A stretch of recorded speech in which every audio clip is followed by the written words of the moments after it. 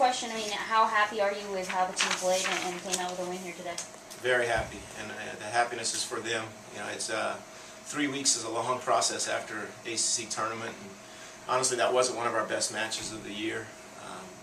But these kids, you can learn a lot from watching them go through that 3-week process. They've prepared really well. They did a great job working through some tough exams.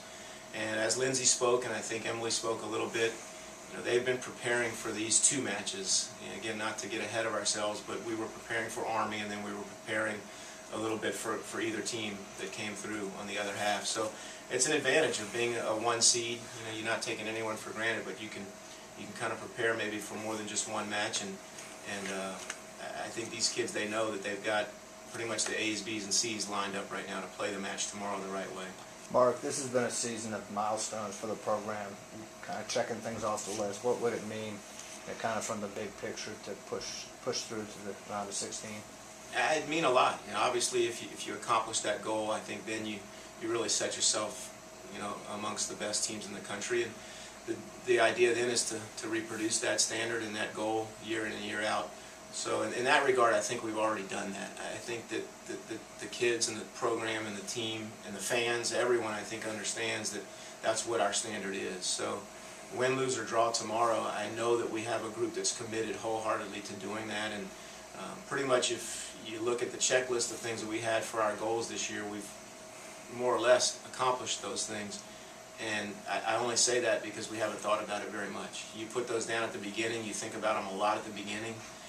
Occasionally as a coach you think about them as you're going through, you know, some tough practice stretches, but the reality is the way that these kids are approaching this match and this process and this whole season, that's a step forward. That's the most important step forward. So really feel like we are headed in a great direction.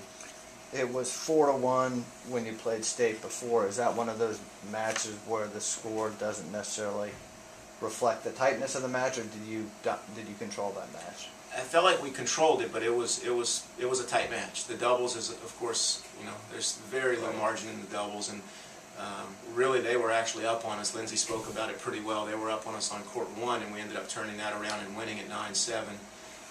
Court 2 handled them pretty well, 8-4, and then I think they beat us 9-8, I believe, in a breaker on 3. You know, I feel right now that we can reproduce those results on 1 and 2, and I actually feel very strongly that we can get the job done on court 3. And I can tell you that's going to be something I'm taking very much responsibility for. I'm going to be coaching that, and we've worked hard these last 2 or 3 weeks to make sure these kids are ready to play that match the smartest way possible. Indoor or outdoor make a lot of difference tomorrow? We've just talked to the team about being ready for both, and you know what? Could be a little bit of each. Yeah. You know, that's the way this weather is. But obviously, some of our players play better indoors, some of our players play better outdoors, and the whole goal is you find those specific things that make you your best in either condition. So that's what we're going to try to do, and certainly also going to try to exploit the areas with the opponent that maybe they're challenged by, whether it's in or out.